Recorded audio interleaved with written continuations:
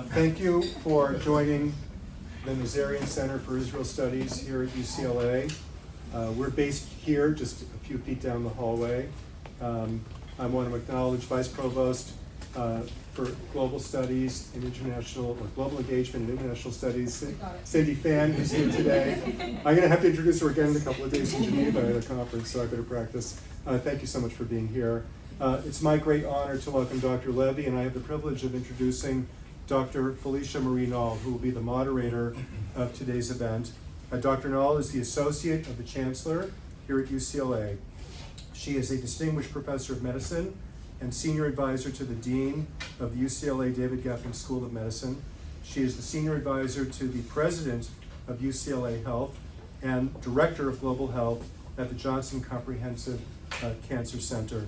I could go on and on and on about Dr. Knaul's very distinguished career in academia at Harvard University, at the University of Miami, as well as her very, very important work in Mexico, where she founded Tomatelo a Pecho, a nonprofit originally focused on breast cancer, but now expanding to include women's health and health system strengthening. And I want to conclude by mentioning that Dr. Knaul's father, Sigmund Knaul, survived Auschwitz, survived the Holocaust during his teenage years. And Dr. Knaul was gracious enough to allow me access to his unpublished memoir of what he experienced in the Shoah. And it is the most moving, touching, beautifully written book I have ever read about the Shoah. And believe me, I've read many, many, many. Dr. Knaul, thank you for taking time to be with us today. Thank you so much. Thank you.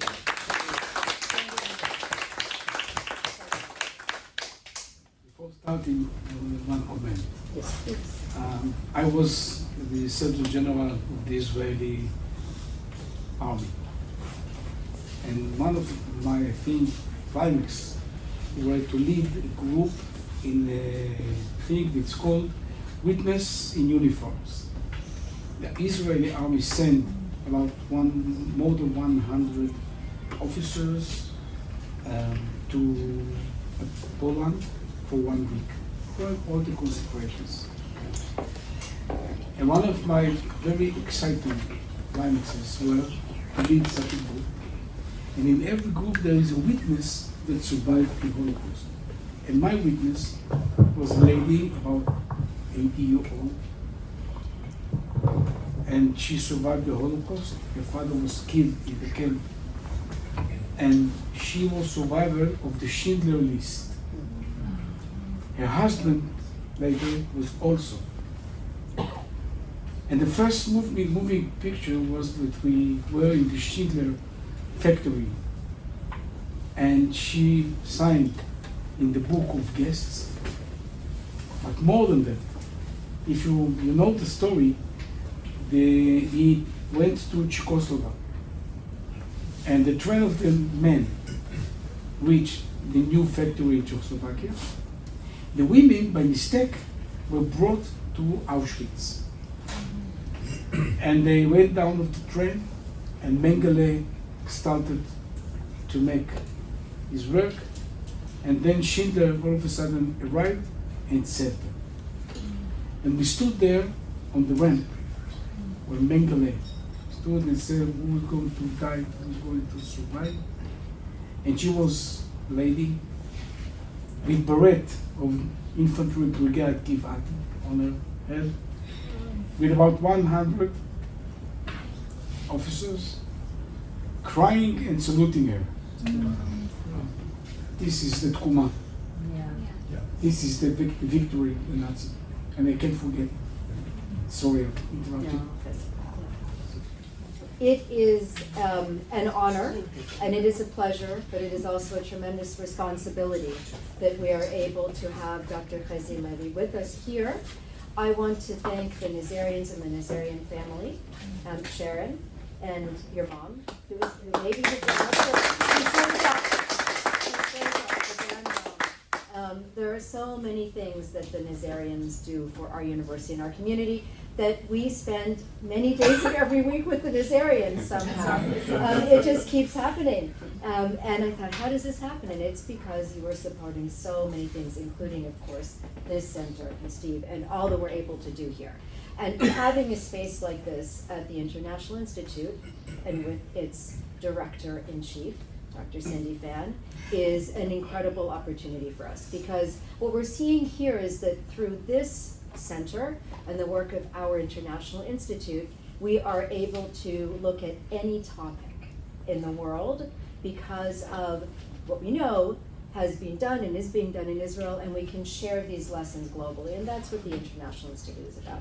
I'm also incredibly pleased that our consul would come here and join us here on UCLA campus. May it be one of many, again, that we can celebrate and enjoy and learn from you, from the consulate, and from all that we can learn from Israel and from its leaders, and sadly often from our past. We do not have a big group, but I would at least like us to have a bit of an idea of who we have. From the medical school. Who is here from the medical school? This is very good. This is wonderful. And who do we have just in our community? Wonderful. Do we have any of our students here? We certainly have fellow. Would you count yourselves as a fellow student? person learning in our learning environment. That's Two postdocs who are teaching. Postdocs. We count postdocs as people who are learning and are growing here. So we're very pleased to have all of you here today. And I have the incredible honor of being able to present Dr. Chezy Levy. And for me, for the work that I do, as we'll speak about later, your knowledge and your experience are particularly important. As you heard, I do quite a bit on cancer. And actually, as we'll speak about later, those who live and breathe cancer suffered and continue to suffer as a result of the pandemic. And so there are many issues of preparedness that would not normally have come to mind, and we'll be able to talk about those. But this kind of an experience with leadership, and the other is because we have an amazing trauma center here at UCLA Health. And so to be able to think about shared learning across what is a trauma center, a true trauma center, is a great gift. So let me just briefly present, because Dr. Chezy Levy is going to present himself. But I just keep calling you Chezy because I can pronounce it properly. So good, perfect. Mine is Felicia. So, Professor and Dr. Levy was trained as a general surgeon, and he has spent his entire career working in medicine, but in many different ways. After serving his country in the Israel Defense Forces in the IDF, where he rose to the rank of Brigadier General and Chief Medical Officer of the Defense Forces, Dr. Levy joined the Barzilai Medical Center in the southern Israeli city of Ashkelon as medical director as of 2011. During his service as the medical director, he oversaw the construction of new internal medicine departments, improving care for approximately 500,000 people that the hospital serves in their catchment region, including hundreds of residents of Gaza prior to what happened on October 7th of 2023. In 2020, Dr. Levy took a leave from Barzilai to serve as Director General of Israel's Health Ministry, where he oversaw the COVID pandemic response and management, which is what I was referring to earlier. Dr. Levy returned to his position as Medical Director in 2021, and you seem to be retiring, but you're here with us, so I'm sure you'll tell us more about that. This doesn't seem like retirement, Chezy. Don't speak about No crisis. retirement. Yes, we just keep working when we're in medicine. He was awarded a Lifetime Achievement Award in 23 for his work in promoting groundbreaking initiatives in the field of medicine, and the floor is yours, Chezy. We're Thank looking you. forward to it. This is our hospital. This is the southern part of Ashkelon. Ashkelon is a city of about 120 inhabitants, and it's going to be growing. So this is here. This is an industrial area, very strategic industrial area. Petrol reservoirs, electricity, which in a matter of fact before supplied electricity to Gaza. Desalination factories, and here factories that produce such things. like, for example, factory of beer. And if something happens there, there is a lot of ammonia that comes away and it became a chemical disaster. Gaza is here. It's about 10 to 12 kilometers. That's why Barzilai Hospital is bombed. You hear me? Yeah. Is bombed for about 18 years. All this area, all this, what we call the envelope of Gaza. It goes here to the east and then south. Are bombed, and there's a lot of problems raising children, pathology in children, pathology in mothers, and what they suffered 18 years. And there's a lot of campaigns, some are shorter, some are longer, and what we see along the years, that the ability of the Hamas and the quality of the missiles getting better and better, not for us, for them, better and better, much more far, and now they can reach Israel in Tel Aviv, here, south of Tel Aviv, it's here, and this is this. The hospital itself is there. It's like a village, which was built in 1961 as a general hospital. You see the roofs are beautiful, and the architect got prize for that. It resembles Hadassah and Karam Hospital, the red roof that are. But nobody thought about bombing a civilian hospital. So it's not protected. And one of our big problem and lessons and efforts during the last years is to protect and fortify the hospital, and I'm speaking of it.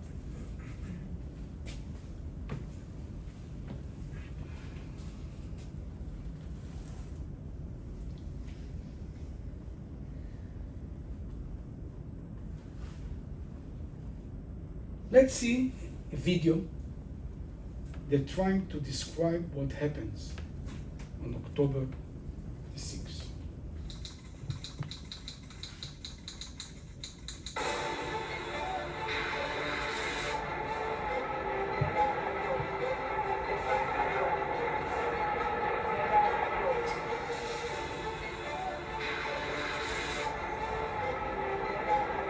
Hundreds of missiles and rockets shook the city of Ashkelon and the Barzilai Medical Center in one day. All of a sudden, in 7 o'clock, it started.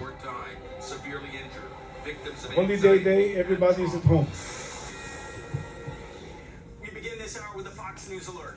Israel's defense ministry launching retaliatory airstrike attacks against suspected Hamas Islamist targets along the Gaza Strip. New numbers in just now indicating that at least 40 Israelis are dead, more than 700 wounded, and dozens taken hostage into the Gaza Strip. See how many ambulances in a few minutes. This is the emergency and trauma room, the entrance.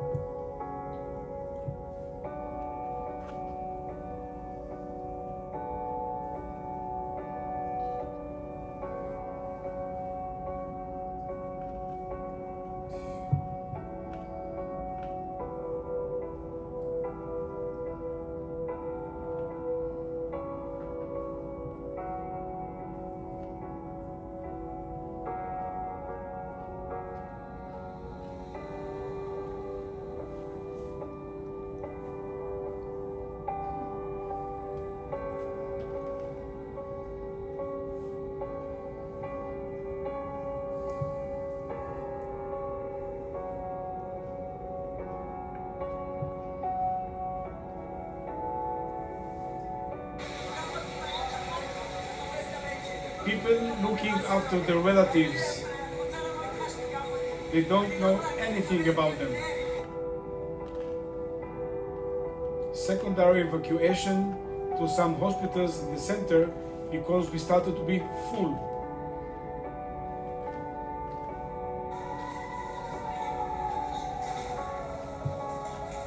Transferring patients to protected areas. This is neonates.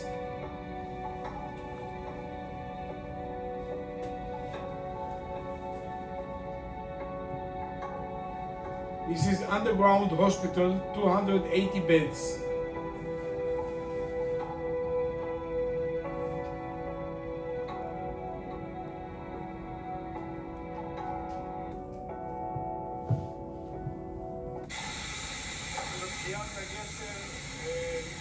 Born in Saturday night, first Saturday, October 7th. I speak about it.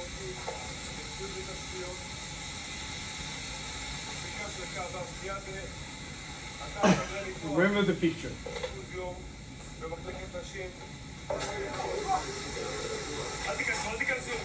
This is the center for retarded children, which was born on Wednesday, the same week.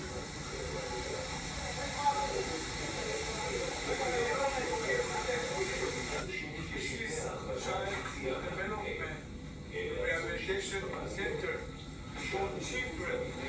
Now you see that it was attacked by measles. You see all what happened here. And it's only indication of flash. The children were not allowed. So this is the mentality of the children listening. Cadavers, Saturday, more than 100. It was awful.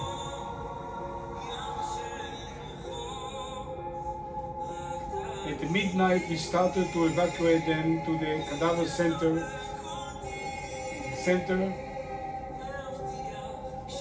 And they were crying and telling Kaddish, and we stood there crying.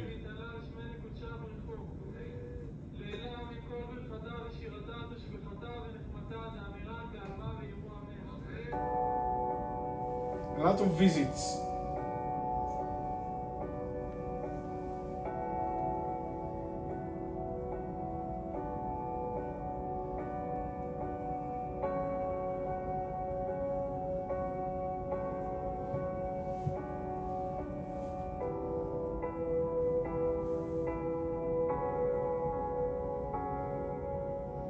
Kindergarten, protected. The one who sings was a soldier in the armored power, was terribly wounded, very seriously, almost dead. This is after about 3 to 1 month of treating him, and look what happens. He stands and singing.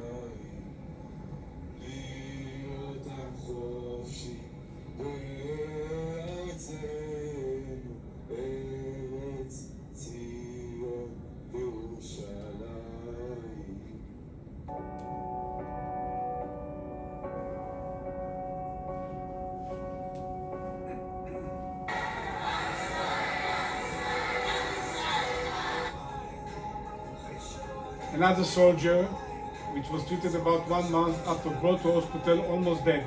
And now he goes to rehabilitation. Thanks God it makes us physicians when I see this. You hear, Steve? כן, שמעתי. כמו שמעת, כאשר היינו ביחד בתל אביב, נכון? כן. אותו דבר. ממש ככה. This is timetable. I don't want to pass all everything, but I was at home when it started, and I got a message from one of the senior physicians that lives the last home near the Gaza border in the Tiva Asara. And he wakes me and say, "Don't you hear what happened?" I said, "No, what happens?" Yesterday I was with my granddaughter's holiday, Simchat Torah. He said they are bombing in a kind that they never bombed before.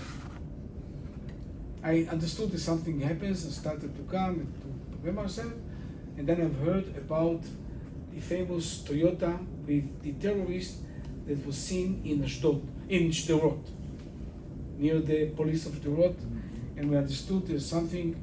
So I went to my car. My wife said, "You are crazy, you are going, everything is bombed." I said, "The manager, I have to go." So I started to run to Ashkelon. I live about 1 hour from Ashkelon. It took me 40 minutes, of course. And from the car, I took with me the spokeswoman of the hospital, which lives next to me, near to me, and it was a kind of operation room, the car, starting to bring everybody, to declare emergency, to open the situation room, to bring everybody from home, and it took me 40 minutes in the last part of the way under bombings and reach. So then we opened the emergency command center, and it was about 7:15, and 8 started the casualties. First, civilians from Ashkelon that were wounded by bombing their homes. Then police, special forces, and in the starting the afternoon came the soldiers. The first briefing was about, in the operation room, was about 10:30. Till then I was, and everybody with me were in the emergency room, see what happens, what's going, and we're gonna see it. About 373 victims were brought to our hospital in Saturday. There's no scenario like this. Only we and Soroka Hospital in Beersheba, which is bigger than us, and all the victims from the southern part were brought to him, to Hospital Soroka. Dozens of wounded were treated in the trauma. And I speak about how to prepare and how to train all the crew in order to treat such a condition and be prepared, and the sudden transformation from regular time to emergency time when you try, that will be no chaos. Always there is chaos. The training and the preparedness means to reduce the chaos. And we'll speak about it. At about 9 o'clock, the hospital was full. 10 operating theaters were full. All the imaging instruments and technology was full. And wounded casualties came. And you know what is the most important thing in trauma? Time. When you speak about casualty, which is bleeding, not breathing, going to death, time is the most important thing. And I've understood, and also my experience from the army for years, that in such a condition, you have to save time. So I asked the Ministry of Health to help me, send me vehicles and helicopters, and at 9 o'clock I started a secondary evacuation, which is not simple. First of all, there are hospitals that haven't done it because of ego. For example, Second Lebanon War, big hospital in Haifa, I was the Surgeon General then, and I forced them to have secondary evacuation of casualties to the center of Israel. Now I've done it, and they tried to help me. There were no ambulances. They couldn't enter the combat arena because of missiles. And the terrorists, were a lot of terrorists, thousands, shoot and even wounded and killed the Great Magen David personnel. But they started to come, and helicopters, which also couldn't enter.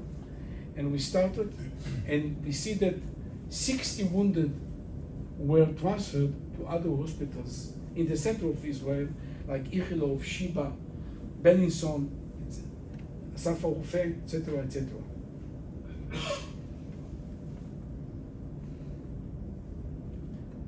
This is the distribution of number of wounded received in the ER by hour, and see what happens. In the first hour, between 7 and 8, 25, while the crew is in his way to the hospital. They are not there, most of them. And in about 11 to 12 o'clock, about almost 50 in this hour. It's incredible. It's amazing. And it's really, it needs to have enough professional, emotional power in order to handle such an event and survive. It's medicine, but it shows that there were a lot of very severe wounded. We call it ISS, injuries severity score, and there were patients that we had to sometimes give up. And I have another lecture which I'm not sure today, but it speaks about ethics in multiple casualty scenario. And one of the most difficult decisions is the triage, also in the pre-hospital field and in the hospital, and decide who to treat and who not to treat, who to operate and who not. And you have to be so professional, so cold brand in order to decide why we kind of decided to fight with everybody. They are soldiers. They are like our sons. We are fathers, mothers. And it's not, if you see it professionally, sometimes it's not okay. Because we have to say that this is one of the most difficult decisions at triage. Remember what happened Corona. When all the hospitals were flooded and full, who to ventilate and who not to ventilate? Because there is not enough beds and ventilators. And speaking when you ask me about Corona, this is one of the things. But we made secondary evacuation, and this is the numbers and the name of the hospitals, in order to get enough manpower and beds and abilities to treat the others. Now these are the most difficult wounded casualties, and we have to keep them in a kind of intensive care till we evacuate them. About 1,383 missiles fired to Ashkelon, about almost 200 direct damage to buildings in Ashkelon. Now, what are some of the lessons? The first thing is update and instruction for management in the situation room. I made it twice a day. After hearing from the Army and the Ministry of Health, what is the next steps to be taken in this day and what to prepare to. I have to be prepared for the right scenario and what happens. It's not easy. These are all the management. Everybody is specialist in manpower, logistics, spokeswoman, chief nurse, etc., etc. Briefing me what's happening, how many casualties gathered and came brought into the hospital, because I have to inform the government. What are the missions to do? What have been done and what not have been done yet, and why? And you are a kind of, it's not managing, it's a kind of leader. It's leading the hospital, not managing. And I speak about it later when you speak about the manpower and the crew. You have to be the leader, you have to be your father. They see you, they look at you, and if you feel enough confident, they are also confident. If you are not, it's a mess. This is the emergency room. after the triage. It's a professional issue, professional task, because see the bed up. See the triage, preparedness for triage, stretchers with blood. How to triage? You need a very, very senior surgeon in order to make the right triage. See this bed. There is around the bed a lot of physicians, multidisciplinary physicians, like surgeon, like orthopedic surgeon, like anesthesiologist, like intensive care, like blood vessel surgeons, nurses, and etc., etc. Who takes decisions? Who decide what to do with the casualty? To operating theater, to the imaging, if we have enough time, to the CT, to make intubation to airway, or there is not enough time, run to the operating theater in order to put some clamp on the bleeding area and try to save him. And we had these briefings every day. And it's not easy. I told you, physicians has this kind of ego. He will tell me what to do. I'm a senior, that's and that. Never. And I had to be like maybe Trump, making peace between physicians, try to get conclusions, try to brief it, try to decide. It's not easy, but this is one of the things of learning and training for a lot of time in order to be here and do the thing right. You see, very complex. It's you cannot imagine what a professional task this kind of things. It is one of the things to have to be prepared.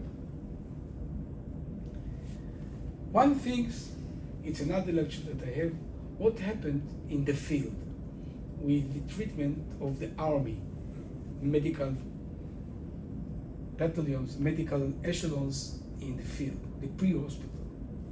One of the problems is how to get the information transformed from the ground team to the helicopter team. You don't have time. Somebody is shooting the helicopter. The helicopter cannot defend itself. So how to prepare and how to do it in order to do it properly. And you see it's written here on his abdomen. And then we have tablets that were written and broadcasting from tablet of the ground team to the team. And this is very important thing. I'll go out for a minute. We have time, no? I'll go out for a minute from SWOT. I'll tell you something from Lebanon. I was once Mr. Lebanon, and I was all the positions of chief surgeon of a battalion, brigade, division, and the command in Lebanon.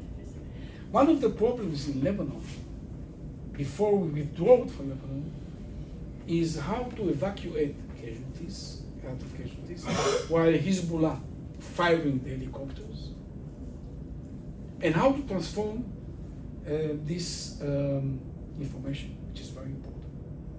We tried a lot of things, paper, with several colors, I don't know what, nothing worked. So we invented a very creative solution. We've built near the border, in the brigade camp, a place that helicopter went to Lebanon, took and grabbed the casualty, 1, 2,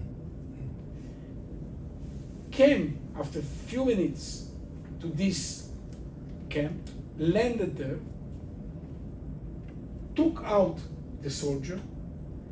We put there all the time a surgeon, senior surgeon, a refrigerator with blood packs, and we started to checking, to to understand what happened, to give him blood, to treat him, and then flying about 20 minutes to the hospitals in the north, mainly Rambam or Tzfat.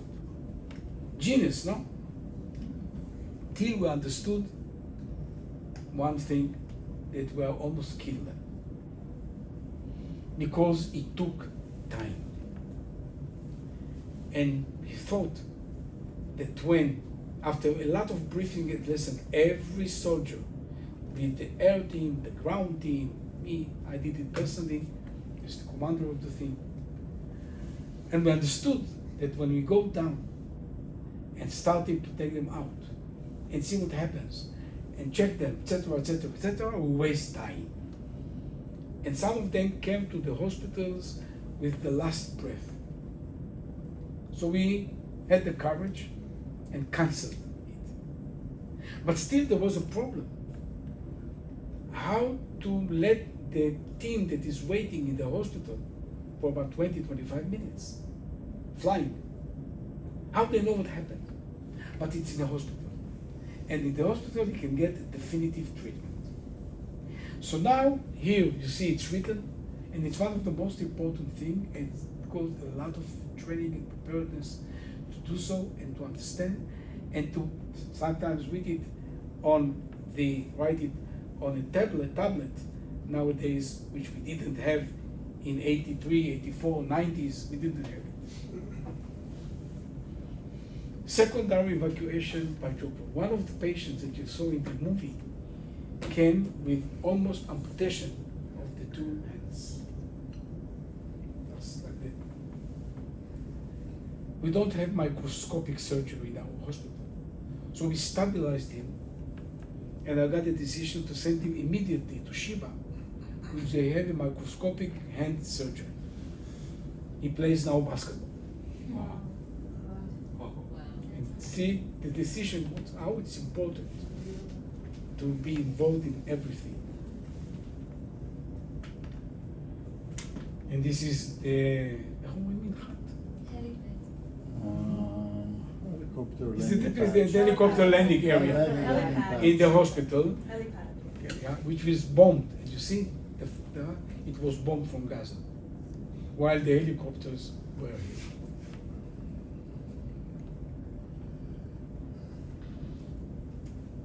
Ambulances could not enter the combat zone because of firing, massive firing. In the evening, they started, and then people entered to all the envelope and took cadavers, put them in the car, not ambulances, some civilians, and brought them to the hospital and threw them in the pathologic building, which has 12 beds in peacetime. We have gathered about 100. See how they came. And believe me, we saw all the things that is spoken in the media, and the United Nations won't admit it. One of them, I was asked to bring the pathologist and make X-ray in order to understand this is an adult with a kid hugging him, and we saw in the X-rays 2 skeletons. You couldn't see it because they were burned, for example. This is one of the very most difficult, the one of the 2 which I nominated to treat in this are still treated till now because trauma, mental trauma, till now. And I treat them like father. But this is the scene. See here. I can't forget Netiva Asara is one of the settlements that is on the border. You know the story of Sabine, and I showed you. She was in our event last week. Yeah, but a retired very long ago, Lieutenant Colonel from the army asked me by telephone. I didn't have enough time, but I spoke and he said my grandson was in the party. We think he was brought to your hospital because we have some indication of his phone. I want to come and try to identify him with my son, which is the father of this. I told him, you can't enter. How can I put him inside this thing? It's trauma for all the rest of his life. And he begged me, he begged me, he begged me. And I was broken and I told him, okay, come, I'll enter with you. And we found the son telephoning with him. Such things. We washed them with the organizations of Zaka and Chevra Kadisha, all things. We prepared them like that. And I didn't have enough place. They were put on the road. I didn't have enough place to treat them. So I asked the Ministry of Health, tell me what to do. They said nothing. The Pathological Institute is full. We're going to open the institute in a place called Shura, but there's nothing yet. So I remembered for my second Lebanon war, which I was Secretary General, and I asked to bring me refrigerator tracks.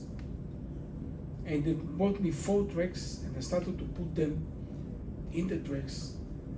And later on, and about 2 a.m., between Saturday and Sunday, I've got the permission to start to evacuate them to the camp in the center of Israel. This is the bomb that hit us in about 2 a.m. between Saturday and Sunday. It's really not pleasant. I was there. And big luck. This is the gynecology department. Gynecology department. I'll show you that we started to evacuate patients to fortified underground hospital. So this one was evacuated and the patient were transformed about 4 hours before it happened. Try to understand what happens. This was the bomb here. This is a very strategic bridge that connects 2 parts of the hospital. It was ruined. We couldn't even walk on this. It was dangerous.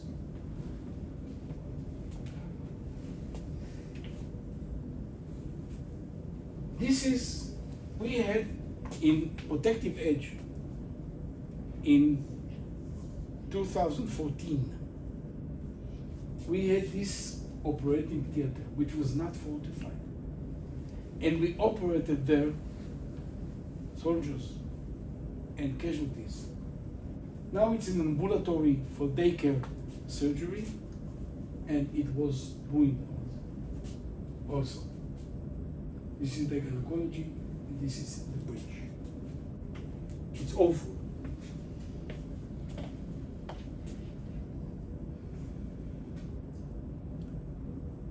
This is the rehabilitation center for retarded children.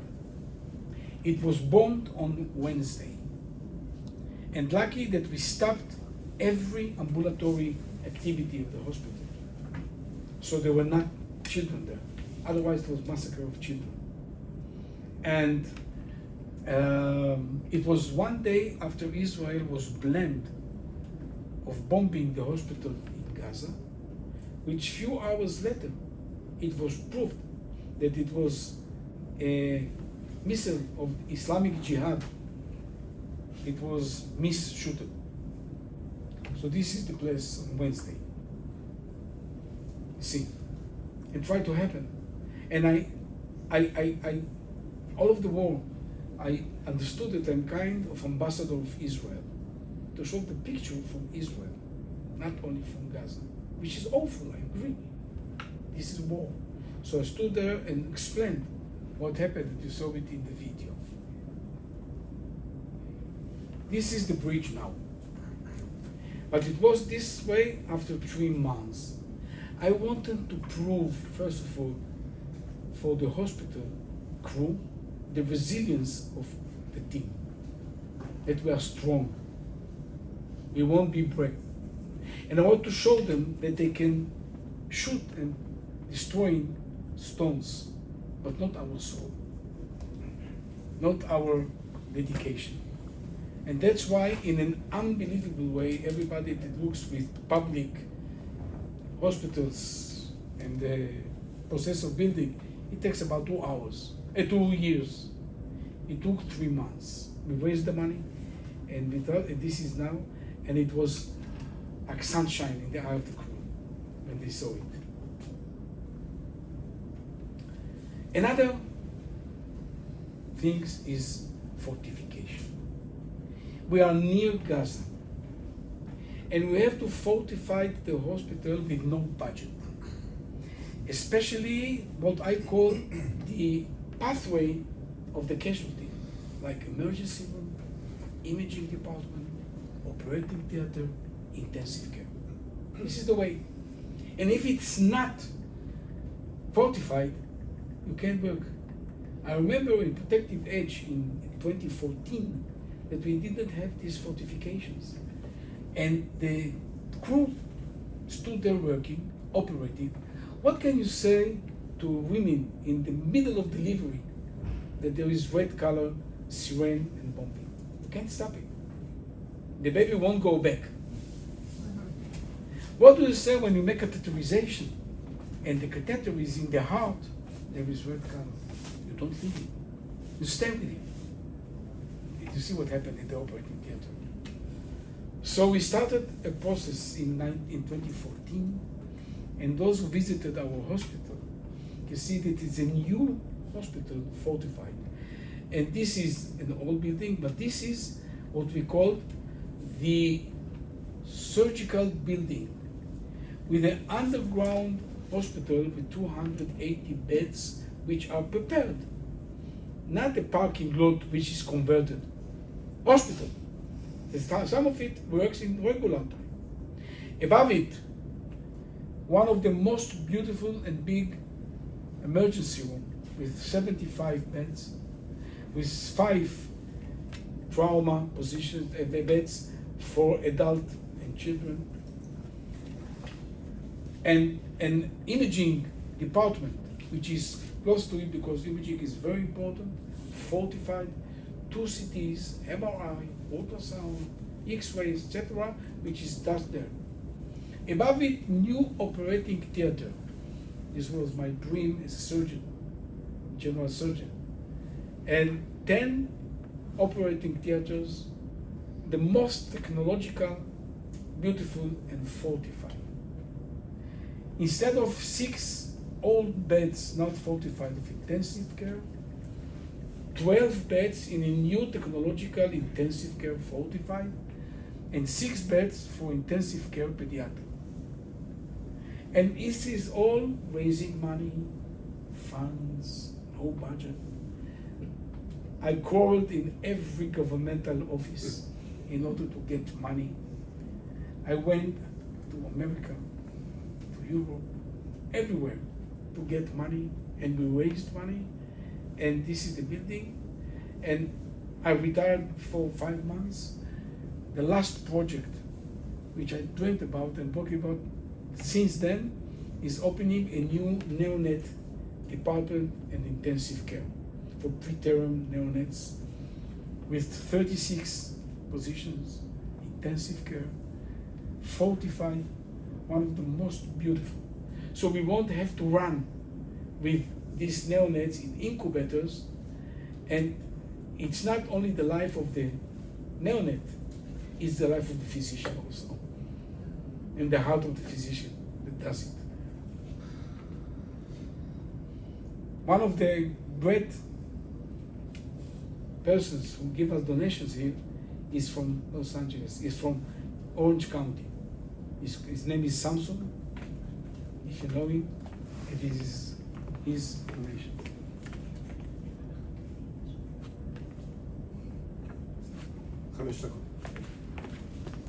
Okay, this is the underground hospital when it's empty. And this is when it's open, and this is transforming of neonates. And this is the underground hospital most of the population of the hospital were here. A lot of briefings, a lot of training. You need a lot of courage in order to brief also the mistakes and learn for the second day. A lot of training with Magen David, the emergency. Training of all the military teams around the hospital. We trained them, we taught them, we showed them the hospital, and we showed them the way from their place to the hospital, because I knew that tomorrow they are going to treat casualties there in Gaza. So we trained them. Public relationship. I invested a lot of time in public relationship. First, to speak to the Israeli population in our place and try to explain that everything is under control. It's all very difficult times, but also to the world. I told you I felt as an ambassador of Israel to show the things to a lot of delegations from all over the world, not only Jews, which is my home, but not Jews, from the United Nations, from other organizations, show them, tell them all the time. This is the President Herzog, and this is the former president. These are delegations.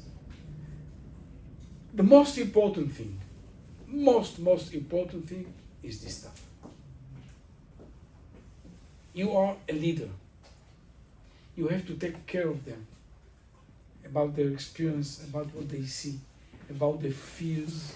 Some of them are parents to soldiers in Gaza. Some of them are parents to kids that are in home at Ashkelon while bombing. They see things which you never understand, and you have to be with them. And this is one of my first instructions in the first day. Social workers look after the casualties and their families. There is no casualty who comes with not mental effect. All the psychologists, you don't deal with the casualties. You look for the stuff. See what happened with the stuff. Treat them. Be with them. If there is anybody is not coming to the hospital 2-3 days, calling, what happened? You need help? And this is the clue. This is the secret of the hospital.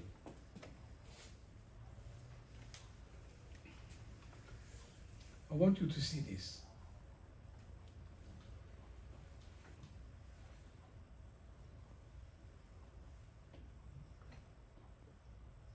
מנסים לטפל במקרה עצמו. Nurse in the pediatric. כשהם הגיעו הילדים האלה, לא יכולתי שלא לחשוב על הילדים שנמצאים אצלי בבית. וזה בדיוק בגילאים שלהם. ושרצחו להם את אבא שלהם, לידם ב3 שעות, לא היה מי שיפנה אותם.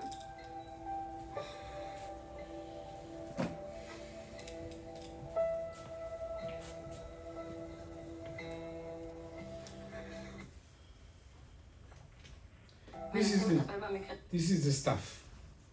This is the most important thing. A lot of them. They were treated, some of them are treated till now, 2 years. And this is the most important thing. You can't do anything without being the leader, being with them all the time, listening, helping, encouraging, look for them. This is the most important thing. And this is another soldier, which was almost dead. And he was a medic. And when he waked after 3 weeks being anesthetized in the intensive care, the one thing that he remembered, he was angry that he didn't do enough for his friends while he was a medic, and didn't treat him because he was wounded. So these are our youth. So let's go very fastly. What are the lessons? In the 7th of October, about 1,200 were killed and 250 were kidnapped to Gaza, dead and alive. What are the challenges? Preparing and understanding the expected scenario. To prepare yourself to the next scenario, not what happened before.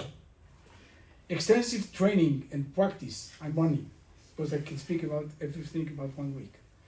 But extensive training and practice according to the expected scenario. Preparing all teams for a multi-casualty incident scenario.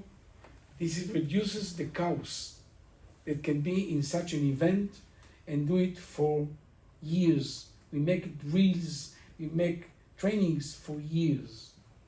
Preparing and implementing the hospital organization for operations is such an emergency scenario.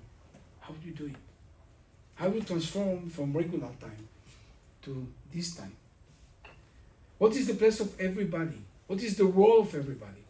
So he should be there and knows what he is going to do.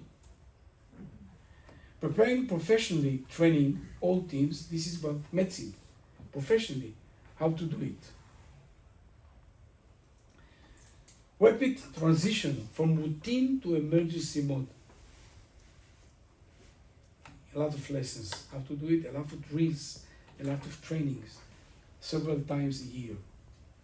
Rapid concentration of personnel and the call from home, preparation for the emergency room, etc., etc. Leveling and patients and protection of patients in fortified places, and training of the hospital management, analysis, instructions, etc. Updating employees, you have to be always updating them. If they don't know what happens, it's anxiety. So you should tell them every day, and I used to tell them every day, or by Zoom, or by gathering them if it wasn't dangerous, and tell them what happens. The most important, one of the most important things in disaster, like in the Corona also, is cooperation of coordination with other organizations. Army, police, Ministry of Health, the mayor of the city, etc., etc. You have to work with them. Other hospitals, you can't do it alone. Public relationship, I spoke, and caring for exhausted hospital teams, and ensuring the mental resilience of caregivers. We prepared for them a home-like surrounding. It is very delicate how to take them, how to start to speak with them, how to deal with them, how to start to feed them, how to treat the families, the wives, fathers, mothers, kids. And we gain a lot of experience in order to prepare ourselves for everyone which is enveloped by a multidisciplinary team. But this is picture of Eli Sharabi. Eli Sharabi was kidnapped. His wife and 2 young daughters were killed. His brother was killed when he was captured in Gaza. He was released in January. This is pictures from January 25. Look at him. This is Oad Ben Ami, the same thing. Also were kidnapped from near Oz. Look at him before and how he returned. Look at this one. Before and how he was returned. This is Eli Sharabi, before. Skeleton. They made a very cruel ceremonies. Put them on a stage before, opposite to a huge crowd of Gaza and terrorists, and they had to say how they love Hamas and how they treated them, etc., etc. These are, and I wrote that a nation that does not learn from its past, this is the Holocaust about, its future is in danger and uncertainty. These are the hostages in the tunnels. Running.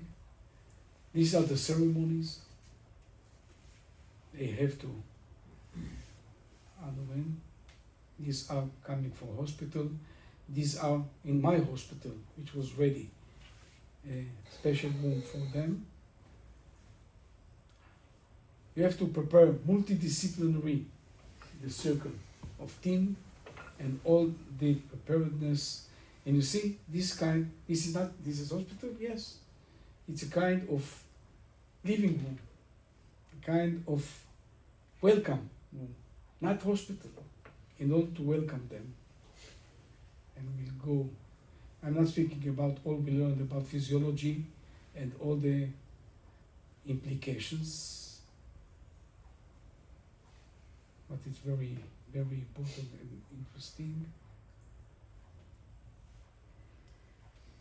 This is coming home, the return of the kidnapped home with the families. They were taken from Gaza, brought to Israeli military camp near the border in Re'im. First check by Israeli physicians, psychologists, social workers, etc. First meeting with the very, very close circle of relatives, mother, father, wife. That's all. Then treated, washed, etc. Brought by helicopters to 3 big hospitals in the center, Ichilov, Sheba, Bellison. There, starting to look, to see and meet the kids, the parents, etc. Starting to be treated in a very sterile place, alone, calmly, loving, starting to eat slowly, not feeding them, which is a very dangerous way. And it took about 3 to 4 days till they released some of them. This is you see the happiness in the square, which is called the Kidnap Square in Tel Aviv. See the joy of the Israelis after 2 years. You know this guy, yes? He is lecturing in the Knesset, bringing his peace. And if he ran to elections in Israel, it would take about not less than 90% of the votes.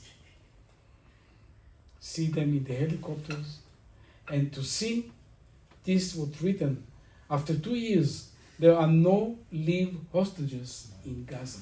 It was a dream on the way to the hospital.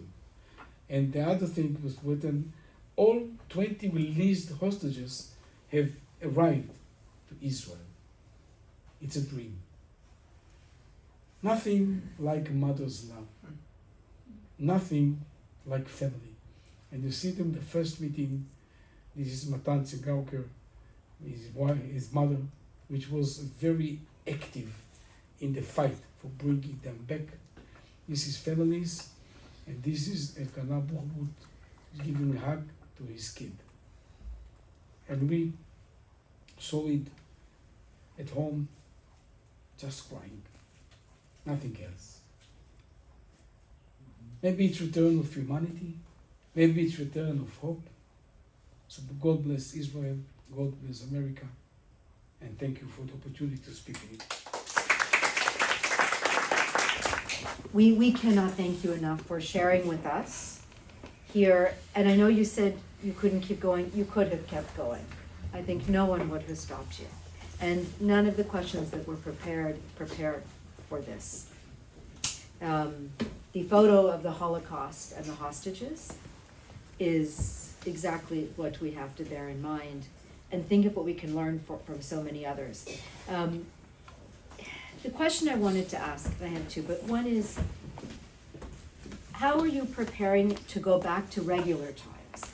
Now, I'm asking this for a particular reason. It's because when these crises happen, we still have all of our patients who need cancer treatment, who need dialysis, who are giving birth, who are children who have had transplantations, and they're all displaced because of the emergency. But where do you bring them back to, and how do you bring them back? It's an excellent question. Thank you. But it happens that I have slide. Really? No. No. I would say You have an this way. answer. You made up a slide. I'm sure you have an answer. It also happened in the corona. Exactly. Yes. The first decision is to stop every ambulatory activity. You need the crew for the casualties. You need the operating theater for them. You need all the abilities of the hospital toward this stream of casualties. And the second thing, I didn't want people in the world to go out of home and to be bombed in the street. So I gave order only life-saving procedures or IVF activity which got in time to take to take the ovaries and to return embryos because it's time dependent. Only cancer, nothing else. So we cut everything. It's difficult because it's a kind of also budget that we didn't get because we didn't get budget from the patients who are hospitalized, and government doesn't pay back everything. But never mind, we cut everything. We did some things like oncologic treatment, like dialysis in protected areas. And you have every day, the briefing in the morning is what we are going to operate tomorrow, because about today we did it yesterday, what we are going to operate, what I'm not improved and what I'm not given the chance to operate, what to do and what not to do.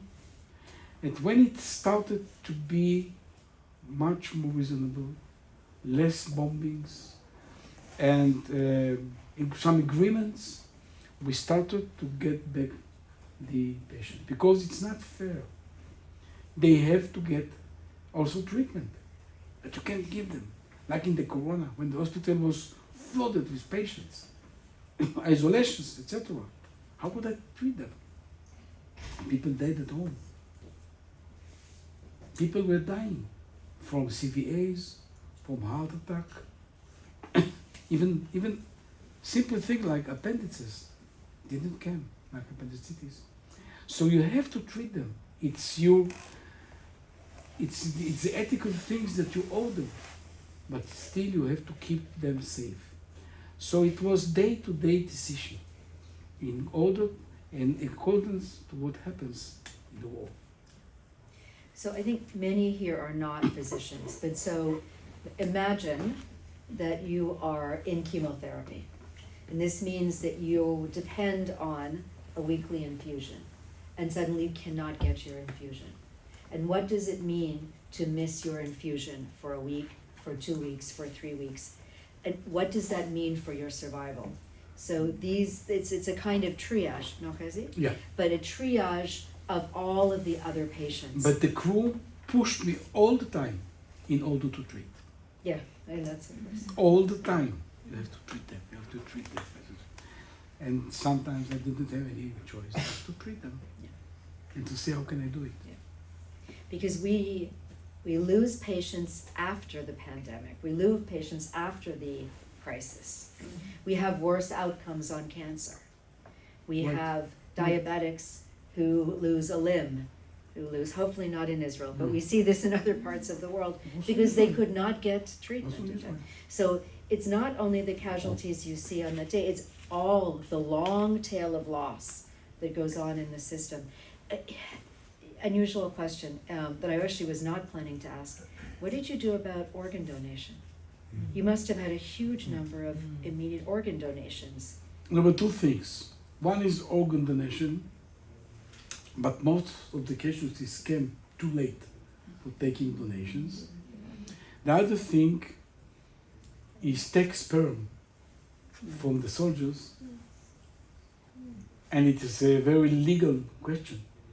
But Israel let the families, the mothers, not only wives, mothers, Of course. to sign and to take sperms and to keep them. And I said, I'm ready to take every sperm. Within 1 year, we have enough time to struggle with the court, the family. Can we use it? Can't we use it? First of all, take it. So this was another question, and we did a lot. Sure, because For soldiers. Huh? For soldiers only. Yes, for soldiers. Only for soldiers? Yeah. So that their wives could consider still having children? Yeah. Afterwards? These are huge questions. I couldn't stand in a way, so we did it. We kept the sperms, and later on, let them fight with the court. Yeah, what to do with it, but you didn't lose that opportunity. Tell us a little bit more about the underground hospital, because I was trying to understand, you have an underground hospital. It's that is- -2 level, Uh-huh. underground, And is because it -1 always is the operational? emergency room. It's composed of about 18 halls. Uh-huh. Everyone is about 18 beds. And as a soldier, it's written every place who is going to enter. It's well occupied. It's ready for ventilating, dialysis, etc. And we take most of the patients which are hospitalized in not protected areas, take them down with all the computers, all the medicine cupboards and all the medicines, all the ventilators, all the communication, telephones, computers, etc. 280 patients within 6 hours. And you A have- lot of training, a you lot have of operating- drills. Operating theaters too? Pardon? You can do surgical, you have surgical facilities underground as well? No, the operating theater is already protected. It's new in this building. It's 2 levels higher and it's protected also. So we take patients from old departments, mainly those who are nursing, old, cannot run to protected area, and all the pediatric department, internal medicine department, rehabilitation department, intensive care and intensive cardiac care, which now was built a new one, so we don't need any more. The most important thing, or most striking, is in the former wars, I was not ready to transfer women after delivery. I thought they should be with the babies. I thought they have to be hygiene, bathrooms, etc. Milk bank, etc. In this war, I stopped it and I took them down. It was very crowded, but still they were thankful because of being there. The next project of the hospital, which I started to collect money before I retired, is a protected, big, modern department for delivery and with private rooms. Upstairs, underground? No. Upstairs? Upstairs and Yeah. protected. Protected? But I need money. Do it something? Yes, because if you're going to give birth, you can't stop it because there's an emergency. This is one of the things that once it starts, Yeah. it typically keeps going, you hope not. And sometimes, I think hope is our greatest, one of our greatest tools. And sometimes medicine and health is one of our most incredible spaces in which we can reach out to others. So, I think of things like when we're thinking about children with cancer. And I know that we are supporting children with cancer, whoever they are. They have cancer, they can be in a hospital in Israel, they can be treated the same way that any Israeli child would be treated, because the point is to save that child from cancer.